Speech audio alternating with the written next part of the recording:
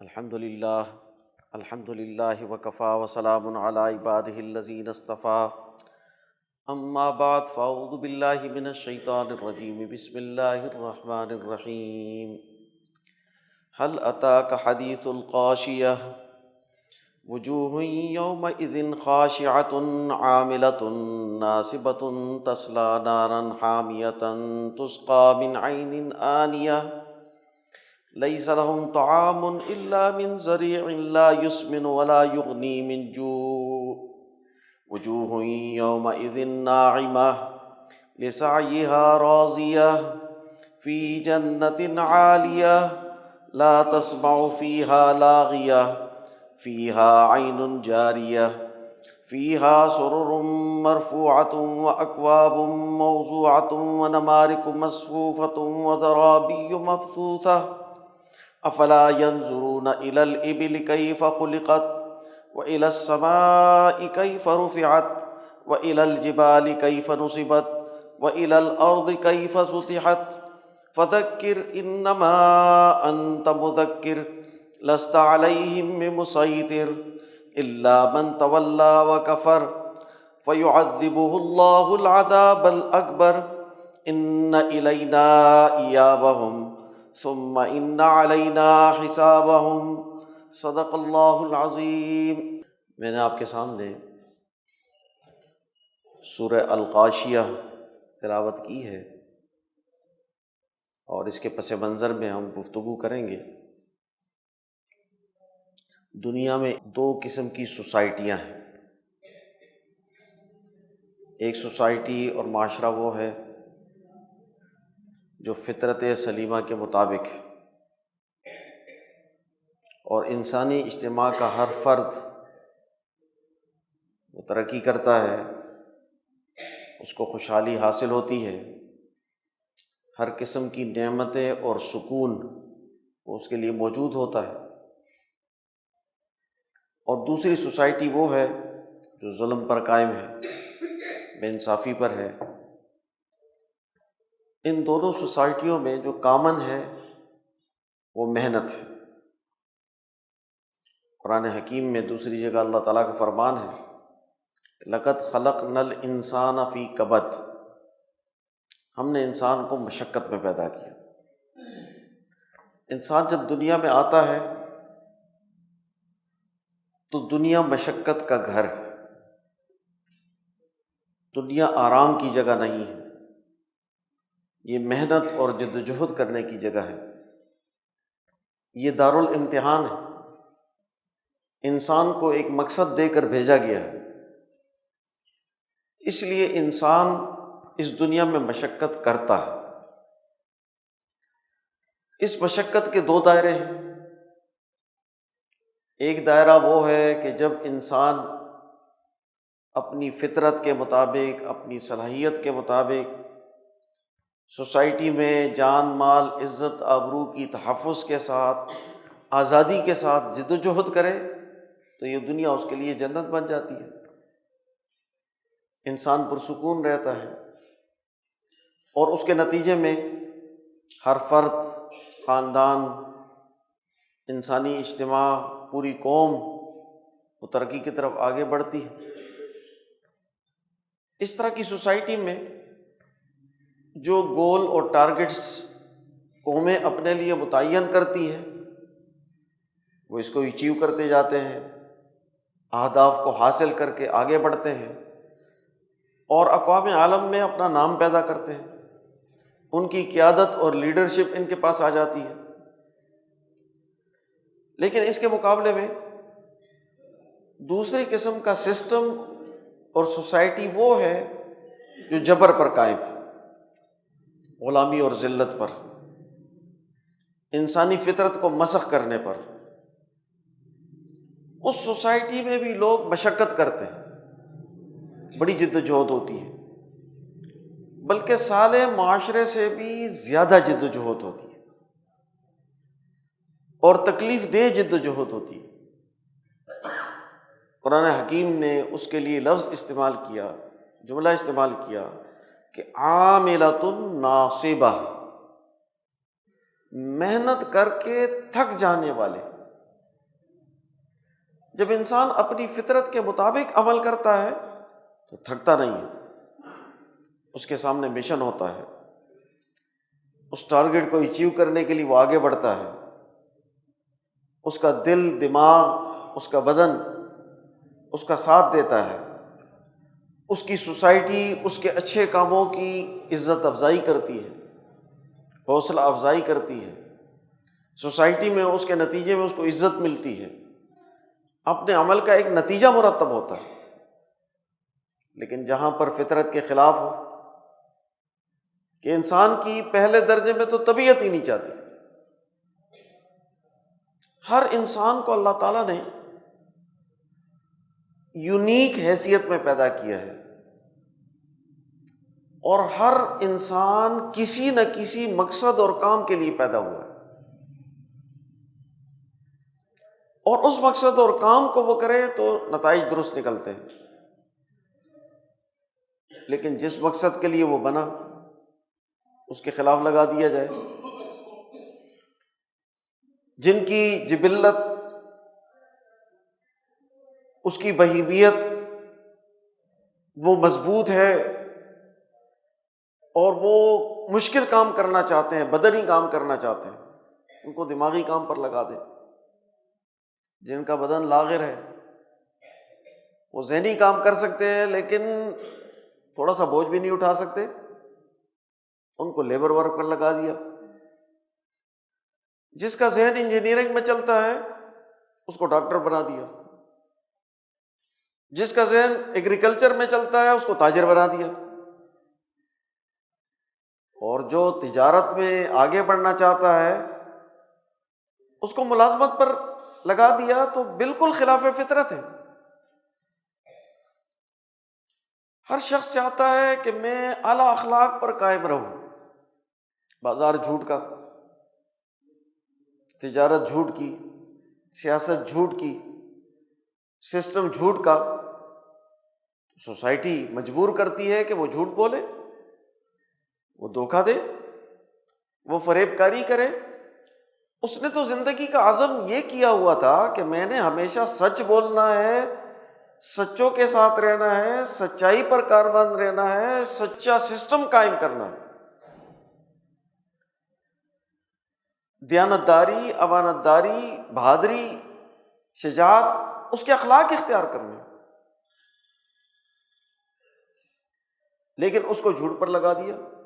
بازار میں بیٹھو گے، جھوٹ نہیں بولو گے تو مال نہیں بکے گا، نمبر 2 کا مال بیچنا ہے، ڈنڈی مارنی ہے۔ جو محنت کرتا ہے ڈنڈی نہیں مارتا، لوگ سمجھتے ہیں کہ بیوقوف ہے، سارا بوجھ اس پر لاد دو، اس کو اچھی طرح سے پیس دو یا متنفر کر دو کہ وہ متنفر ہو کر بھاگ جائے۔ یعنی اخلاق، با اخلاق شخص کو، سچے شخص کو بیوقوف سمجھا جاتا ہے۔ مولوی ہے یہ، یعنی مولوی جو بہت اونچا لفظ تھا، جو رہنما تھا، اس کو گالی بنا دیا، بیکار آدمی، نکما آدمی۔ تو سوسائٹی میں جب خلاف فطرت عمل ہوتا ہے تو انسان کو تکلیف ہوتی ہے۔ عاملۃ ناصبہ، محنت کر کے تھکے ہوئے، سارا معاشرہ تھکا ہوا، اوپر سے لے کر نیچے تک، حکمرانوں سے لے کر نیچے ایک لیبر تک، ایک غلط معاشرے میں دیکھیں تو ہر شخص تھکا ہوا ہے، اس کے گھر کی زندگی ڈسٹرب ہے، بازار میں وہ دھوکے اور فریب اور نمبر 2 کے مال سے نبرد آزما ہے، تعلیم کے نام سے جو تعلیم دی جا رہی ہے اس میں علم نہیں ہے، اس میں تحقیق نہیں ہے، دین کے نام سے جو چیز دی جا رہی ہے وہ رسم ہے، تعلق مع اللہ اور اجتماعی کام کرنے سے خالی ہے، پریشانی پریشانی۔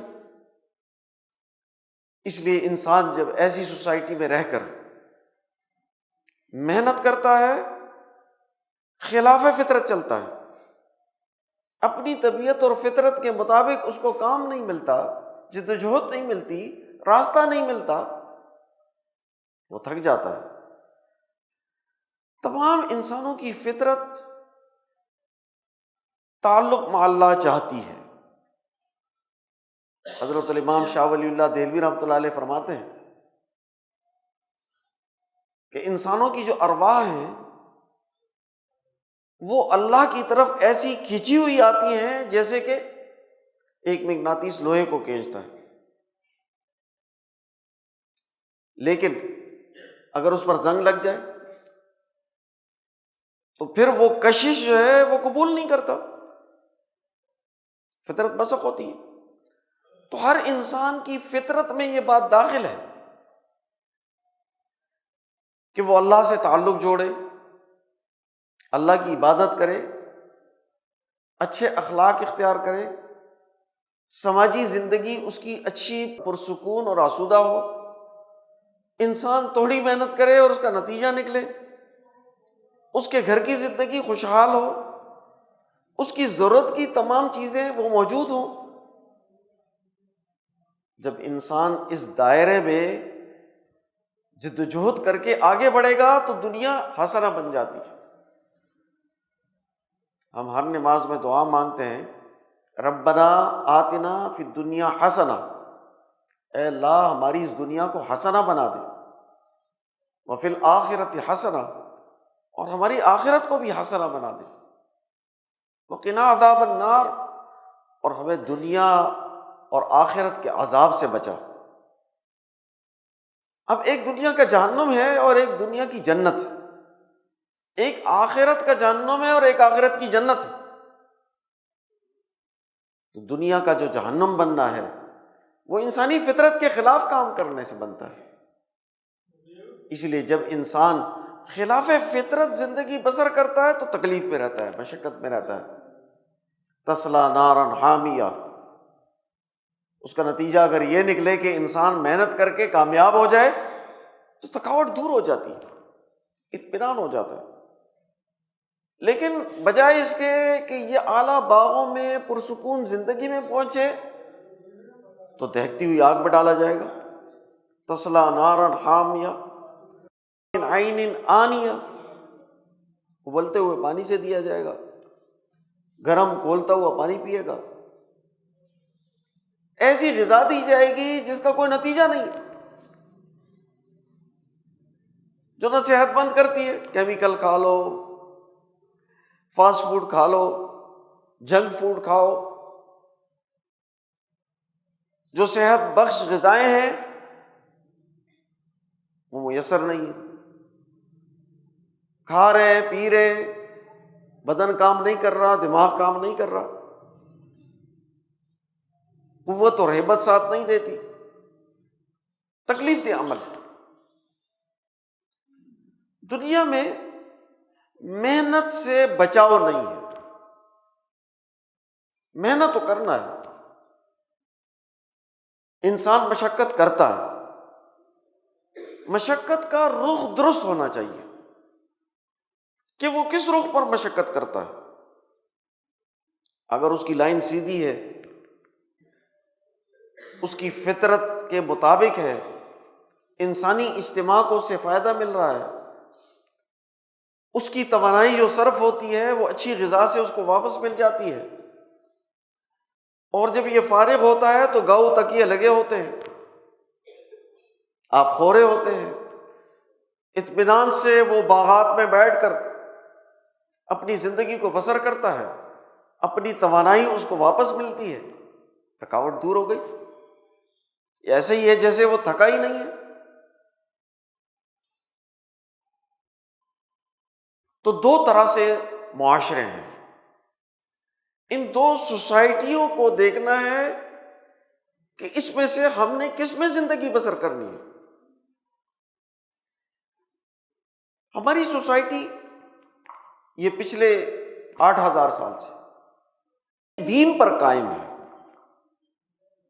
ہماری فطرت میں دین شامل ہے۔ آج جو دنیا میں غالب سوسائٹیاں ہیں وہ لادین، وہ یورپ کا ہو، کیپٹلزم ہو، یا وہ سوشلزم ہو، وہ لادینیت پر مبنی ہے۔ اب دین کو چھوڑ کر لادینی سوسائٹی کو اختیار کرنا، یہ اپنی فطرت سے لڑنا ہے۔ ہمیں شاید حیوانوں کی طرح کچھ قدرے اطمینان ملے کہ چلو کچھ پیسے مل گئے، کچھ چیزیں مل گئی، لیکن کیا انسانی فطرت وہ مطمئن ہے؟ وہ اسے نتائج لے رہا ہے؟ وہ اپنی ترقی پر خوش ہے؟ وہ اپنی اگلی نسلوں کے لیے جو چھوڑ کر جا رہا ہے اس پر مطمئن ہے؟ تو یقیناً ایسا نہیں ہوتا۔ اطمینان وہ دین کے اجتماعی نظام پر عمل کر کے ہوتا ہے، اور دین کا یہ اجتماعی نظام انسانوں کے ہر پہلو پر انسانوں کی رہنمائی کر کے معاشرے کی تشکیل کرتا ہے۔ سب سے پہلی بنیاد انسان کے اعتقادات ہوتے ہیں۔ نصب العین کیا ہے؟ مقصد کیا ہے؟ کس نظریے پر کام کر رہا ہے؟ کیا اچیو کرنا چاہتا ہے؟ کیا حاصل کرنا چاہتا ہے؟ جس مقصد کی طرف بڑھ رہا ہے اس کا دائرہ کیا ہے؟ جب تک یہ کنفرم نہ ہو، مقاصد اور راستہ درست نہ ہو، تو نتائج کیسے نکلیں گے؟ مقاصد کے درست ہونے، راستے کا متعین ہونا، دائرے کا متعین ہونا، نظریے کا درست ہونا، یہ اعتقادات، یہ ایمان۔ اس لیے سب سے پہلی بنیاد ایمان ہوتی ہے کہ اپنے لیے کوئی مقصد اور ٹارگٹ تو متعین کرو، اور وہ اعلیٰ ہونا چاہیے۔ نظریہ متعین کرو کہ کس نظریے پر کام کرو گے، توحید اور عدل کے نظریے پر کام کرو گے یا شرک اور ظلم کے نظریے پر کام کرو گے۔ انسانی سوسائٹی کی اجتماعیت پر کام کرو گے یا انسانی سوسائٹی کی تفریق پر کام کرو گے؟ ترجیحات متعین ہونی چاہیے۔ نظام قدرت جو اللہ تعالیٰ نے بنا رکھا ہے، اس کا حصہ بن کر اس کو تقویت دیں گے، اس کے مطابق عمل کریں گے، یا اس سسٹم کے خلاف مقابلے پر کھڑا ہونا ہے، اس کی دشمنی کرنی ہے، اس کو توڑنا ہے؟ ملائکہ کا حصہ بننا ہے یا شیطانوں کا حصہ بننا ہے؟ ملائکہ کی صفات اختیار کرنی ہے یا شیطانوں کی خصلت اختیار کرنی ہے؟ مقاصد متعین کرنے پڑیں گے۔ پھر اس کے بعد جب مقاصد متعین ہو تو اپنی استعداد بڑھانی، اپنے اندر شعور پیدا کرنا ہے، اپنے اندر اخلاق پیدا کرنے ہیں، عمل کی قوت پیدا کرنی ہے، اس سسٹم پر غور و تدبر کرنا ہے، اس کے احکامات سمجھنا ہے، اس کے قوانین اور اصول سمجھنا ہے۔ تو یہ عبادات کی صورت میں انسانوں کو حاصل ہوتی ہے۔ نماز پڑھتے ہیں تعلق مع اللہ کے لیے۔ اللہ تعالیٰ فرماتے ہیں کہ ان الصلاۃ تنہا عن الفحشاء والمنکر۔ جب نماز پڑھو گے تو بڑے اونچے اخلاق پیدا ہوں گے، تمہارے اندر سماجی شعور پیدا ہو جائے گا، اور خلاف عقل کاموں سے رک جاؤ گے۔ تمہارے اندر سماجی معاہدات کو پورا کر کے انسانی اجتماع کو ترقی کرنے کے اخلاق پیدا ہو جائیں گے، صلاحیت پیدا ہو جائے گی۔ انسانی سماجی معاہدات کو توڑنے کی بد اخلاقی سے تم اونچے ہو جاؤ گے۔ فحشاء انسانی سماج کے معاہدات کو توڑنا، منکر خلاف عقل کام کرنا۔ تو نمازی اونچے اخلاق والا ہوتا ہے۔ پھر اس میں قرآن کی تلاوت ہوتی ہے، اور کہا کہ قرآن حکیم کو ٹہر ٹہر کر پڑھو تاکہ غور و تدبر کر سکو۔ سورہ فاتحہ کو واجب کر دیا کہ سورہ فاتحہ پڑھنی ہے، اور ساتھ سورت بھی پڑھو، کچھ چند قوانین یا ایک چیپٹر اللہ تعالیٰ کے احکام کا وہ تلاوت کرو، اور دیکھیں انسان تھوڑے تھوڑے علم پر ہی غور کر سکتا ہے، سارا علم اکٹھا انڈیل دو تو نتیجہ نہیں پیدا ہوتا۔ اس لیے کہا کہ بنیادی تعلیم تو ہر وقت پڑھنی ہے، اس کے بعد جو اگلے علوم ہیں اس کی کوئی صورت پڑھ لو، کوئی آیت پڑھ لو، اس پر غور و تدبر کرو، اس ذمہ داری کو اٹھانے کی مشق کرو، رکوع کرو، اس ذمہ داری پر قربانی دینے کی مشق کرو، سجدہ کرو، بھوکے رہ کر اللہ کے حکم کی اطاعت کرو اور اپنی استعداد بڑھاؤ۔ انسانی عقل کی بڑھنے کے لیے اور ہمت بڑھنے کے لیے ضروری ہے کہ اس کی غذا متوازن ہو، انتہائی بھوکا بھی نہ ہو اور بہت زیادہ کھایا بھی نہ ہو، پھر بھی کام نہیں ہوتا۔ تو روزے سے سکھایا، حج میں شاعر اللہ کی عظمت بتائی، بیت اللہ سے شاعر اللہ سے تعلق قائم کر کے انسان اونچے درجے پر چلا جائے، اس کے اندر کمالات پیدا ہو جائے۔ تو عبادات انسانوں کے اخلاق بلند کرنے، ان میں صلاحیت پیدا کرنے، ان کی ہمت، جرأت اور تنظیم پیدا کرنے کے لیے۔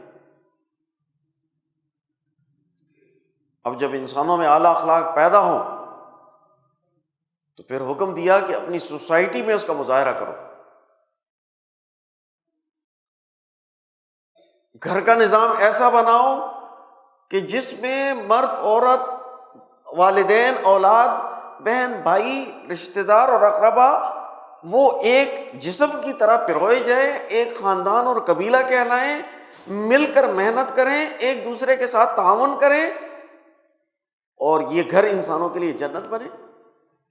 اپنے ملک کو سنوارو، بازاروں کو ٹھیک کرو، سیاست کو ٹھیک کرو، نظام تعلیم کو ٹھیک کرو، نظام عدالت کو ٹھیک کرو، نظام زراعت کو ٹھیک کرو، تاکہ انسانوں کو رزق فراوانی سے ملے، انسانی معاشرے میں خوشحالی حاصل ہو۔ اور جو تنظیم نماز سے سیکھی، جو تنظیم حج سے سیکھی، جو تنظیم روزے سے سیکھی، جو تنظیم زکوٰۃ سے سیکھی، اس تنظیمی طاقت اور ان اخلاق کو انسانی معاشرے میں عملی طور پر قائم کر کے اس دنیا کو جنت بنا دو۔ اخلاق کا محور، خوشحالی کا مرکز، سکون اور آزادی کی زندگی، اللہ تعالیٰ کے انعامات پر شکر، اللہ سے تعلق، انسانیت کی خدمت، درست نظام قائم کرو۔ اور پھر یہ اللہ تعالیٰ کا انعام سمجھو، اس پر اللہ کا شکر ادا کرو اور ذمہ داری سے کام کرو۔ دنیا میں اپنے ان امور کا بدلہ وہ صرف معاش کی صورت میں نہ مانگو، بلکہ کچھ کام وہ ہوں گے جس سے انسانی معاشی سماجی زندگی بسر ہوگی، اور کچھ کام وہ ہوں گے، اور بہت سارے کام، اکثریت کام وہ ہوں گے جو خدمت انسانیت کے ہوں گے، جس کا معاوضہ نہیں لے گی۔ بھلا کوئی والدین کی خدمت کر کے معاوضہ لے گا؟ شوہر بیوی، بیوی شوہر کی خدمت کر کے معاوضہ لے گا؟ اولاد کی تربیت کر کے اس کا معاوضہ چاہے گا؟ کیا عالم ربانی انسانیت کو علوم سکھا کر اس کا معاوضہ چاہے گا؟ کیا انسانی معاشرے میں اخلاق پیدا کرنے کا معاوضہ ہوگا؟ کیا سیاست میں انسانیت کی خدمت کر کے انبیاء جس مقصد کے لیے بھیجے گئے اس مقصد کو پورا کرنے کے نتیجے میں دنیا کی طلب ہوگی؟ آج تو کاروبار بن گیا، ہر چیز مادیت پرستی پیدا ہوگی، تعلق محلہ ختم ہوا، اس لیے دنیا انسانوں کے لیے جہنم بن گئی۔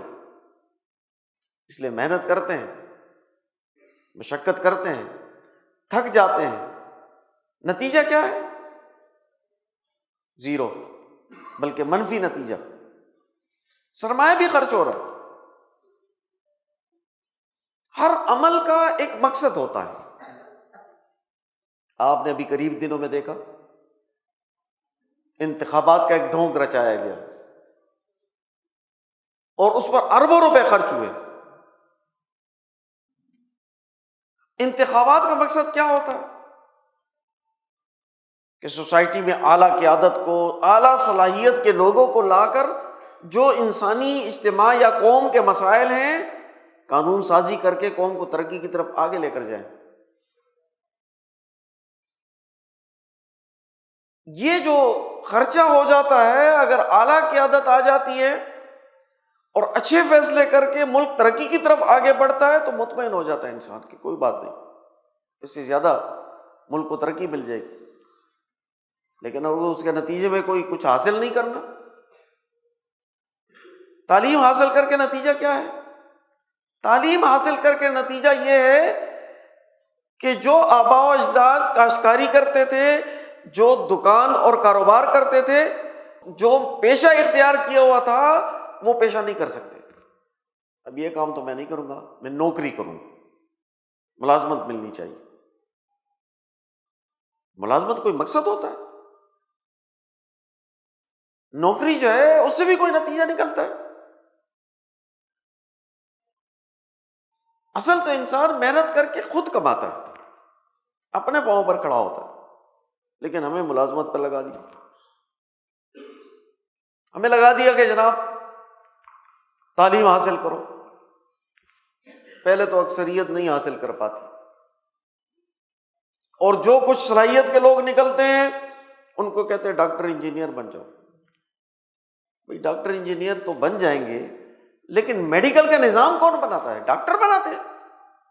میڈیکل کا نظام بنانا تو سرمایہ دار کے ہاتھ میں، اسپتال سرمایہ دار کے ہیں، میڈیسن کی کمپنیاں سرمایہ داروں کی ہیں، لیب سرمایہ داروں کی ہیں، اور بیچ میں ڈاکٹر بن گئے۔ ڈاکٹر کو تنخواہ ملتی ہے، اس کو ٹارگٹ دیا جاتا ہے، اتنے آپریشن کرنے ہیں تم نے، اتنے جو ہے وہ ٹیسٹ کرانا ہے، یہ اتنی مہنگی مشینیں خریدی ہیں، ایسی خریدی ہیں، یہ لیب خالی ہے۔ ہاسپٹلز میں کہتے ہیں کہ اتنی دیر سے جو آپریشن تھیٹر ہے وہ خالی پڑا ہوا ہے، مریض بھیجو تاکہ آپریشن کرے۔ بھئی آپریشن تھیٹر صحیح انسانوں کو لٹا کر ان کے آپریشن کرنے کے لیے بنایا گیا ہے، یہ انسانوں کو صحت دینے کے لیے بنایا گیا؟ تعلیم، کاروبار۔ اب قومیں جو ترقی کر رہی ہے وہ سیاست سے کر رہی ہے۔ سیاست کس کے ہاتھ میں؟ وڈیروں کے ہاتھ میں، جاگیرداروں کے ہاتھ میں، انگوٹھا چاپ کے ہاتھ میں، خود غرض مفاد پرست سرمایہ دار لوگوں کے ہاتھ میں۔ معیشت کس کے کنٹرول میں ہے؟ وہ بھی انہی طاقتوں کے کنٹرول میں۔ معیشت، سیاست ان کے پاس ہے تو کوئی اور پیشہ اختیار کر کے انسان عزت کیسے حاصل کر سکتا ہے؟ اس کی حیثیت تو ملازم کی ہوتی ہے۔ تو قوم کا جو ٹیلنٹ ہے اس کو ادھر لگا دیا، اور اپنے بچوں کو لگایا کہ سی ایس ایس کرو۔ ایک سی ایس ایس کیا ہوا، بی اے بی ایس پڑھا ہوا، وہ سیکٹری بن جاتا ہے، اس کو میڈیکل کی تعلیم کا کیا پتا، اس کو انجینئرنگ کا کیا پتا، اس کو قانون کا کیا پتا، اس کو معیشت کا کیا پتا، اس کو خارجہ پالیسی کا کیا پتا، اس کو سیاست کا کیا پتا، اس کو سماجی مسائل کا کیا پتا، اس کو انسانی اجتماع میں دین کے جو ہے وہ اقدار اس کا کیا پتا؟ وہ لیڈر بن گیا، ڈی سی بن کر، کمشنر بن کر، سیکرٹری بن کر کام کرے گا۔ اور پھر مزے کی بات یہ ہے کہ ایک فرد کو 2 سال ادھر لگائیں گے، 1.5 سال ادھر لگائیں گے، 3 سال ادھر لگائیں گے، وہ بیچارہ اس چکر میں اپنی سروس پوری کر لیتا ہے، لیکن کسی چیز کو بھی نہیں سمجھ پاتا۔ وہ خدمت کرنا چاہے بھی تو نہیں کرنے دیتے، پابندی ہے خدمت کرنے پر۔ وہ 2-3 سال میں کچھ کوشش کر کے سمجھ کر کچھ اقدامات شروع کرتا ہے تو کہتے ہیں تم تبدیل ہو گئے، دوسرے محکمے میں چلے جاؤ، وہاں پھر وہ سیکھتا ہے، گزر جاتی ہے زندگی، اور اختیارات بھی ان کے پاس بے تحاشا۔ اور پھر یہ سارے ملازم جو ملازمت کے نقطہ نظر سے کام کریں، ان کو تو نوکری چلانی ہوتی ہے۔ جب اس کو ملازمت کا وقت پڑتا تھا، ملازمت خطرے میں پڑ گئی، تنخواہ خطرے میں پڑ گئی، بک گیا۔ آپ قیاس کر لیں، کوئی چیف آف آرمی اسٹاف ہو یا چیف سیکرٹری ہو، اس نے تو اپنی نوکری بچانی ہے، ملازمت کے لیے کام کر رہا ہے۔ اس کو پتا ہے کہ کرونا کے نتیجے میں قوم نے تباہ ہونا ہے، ان کی اگلی نسل جو ہے وہ رک جائے گی، کس لیے؟ ملازمت بچانی، آرڈر ہوا۔ کوئی قوم کے ساتھ بھی ہے یا بس صرف آرڈر ہی ماننے ہیں؟ اور آرڈر کس کا ہے؟ اب کہتے ہیں گیس مزید مہنگی کر دی، کیوں؟ IMF سے قرضہ ملنا ہے، اس کی شرائط ہے۔ IMF کو جو حکمران طبقہ ہے اس کے اللے تللے نظر نہیں آتے۔ IMF کو اس پر اعتراض نہیں کہ یہ ڈمی الیکشن کیوں کیے ہیں، اس کو اس پر اعتراض نہیں کہ اتنی بڑی بڑی گاڑیاں جو ہے وہ کیوں لی جا رہی ہیں، بڑی بڑے محلات کیوں بنائے جا رہے ہیں، حکمران اپنی عیاشیوں کو کیوں نہیں ختم کرتے، پروٹوکول کو کیوں نہیں ختم کرتے؟ نہیں، سبسڈی ختم ہونی چاہیے عوام سے، غریب کے منہ میں جو لقمہ ہے وہ لقمہ بھی اسے باہر نکلے۔ غلامی کی زندگی ذلت کی زندگی ہوتی ہے اور ہر طبقہ ذلیل ہوتا ہے۔ جب انسانی معاشرے پر ایسا وبال آتا ہے تو کوئی شخص نہیں بچتا۔ قرآن مجید میں اللہ تعالیٰ فرماتے ہیں کہ اس فتنے سے بچو جس سے کوئی نہیں بچے گا، جو سب پر حاوی ہو جائے گا۔ تو انسانی معاشرے میں غلط نظام جب چھا جاتا ہے تو انسانوں کے رخ کو تبدیل کر دیتا ہے، اس کو غلامی اور ذلت کی طرف لے کر جاتا ہے، اس سے اخلاق چھین لیتا ہے۔ آج ہماری صورتحال یہ ہے کہ ہماری اگلی نسلیں وہ مذہب سے دور ہٹ رہی ہیں، اس لیے کہ ایک بکاؤ مذہبی طبقہ پیدا کر کے اس کو ماڈل بنا دیا،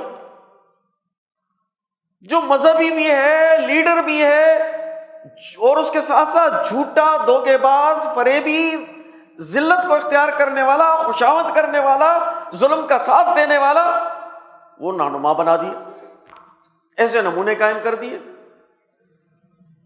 جس سے لوگ متنفر ہوں، اور جو اس کے علاوہ ہے اس کو پیس دیا، سوسائٹی سے نکال دیا۔ ایک کلرک کو عزت کی روزی ملتی ہے نسبتاً، اس کی تنخواہ اس کے اکاؤنٹ میں آتی ہے، مولوی صاحب کو کہتے ہیں جناب تم بھیک مانگ کر اپنی رزق کو پیدا کرو، اپنی تنخواہ خود بھیک مانگ کر پیدا کرو۔ کیوں بھائی؟ مدرسے بھیک سے چلاؤ، ذلت کرنے کی بات۔ نتیجہ کیا ہے کہ علماء حق کی تعلیم ختم ہو گئی۔ آج کوئی سوسائٹی میں شیخ الہند نہیں پیدا ہو رہا، مولانا حسین احمد مدنی نہیں پیدا ہو رہا، حضرت مولانا شاہ الیاس نہیں پیدا ہو رہے، کوئی بڑے آدمی نہیں پیدا ہو رہے، اس لیے کہ آج وہ جامع تعلیم، علماء حق کی رہنمائی وہ انسانی معاشروں سے ناپید ہو رہی،